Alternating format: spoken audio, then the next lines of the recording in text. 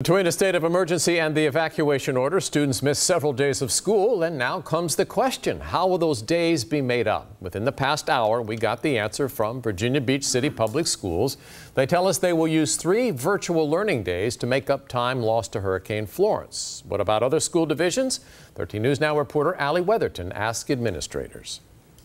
When are kids making up their missed school days? That's the question many parents have. Like, how are they going to make them up, especially since it was just the second week of school and they've already missed 4 days. Governor Northam called for a mandatory evacuation for Zone A on Tuesday, and several school districts shut down. Now, school officials are trying to figure out when students will make up those missed days. We have a lot more snow, this year like we did last year. There could be a lot of changes to the school calendar. Charles Pyle with the Virginia Department of Education says it's up to schools to make up their time by adding teaching days to the calendar, using their inclement weather days, or extending the length of the school day.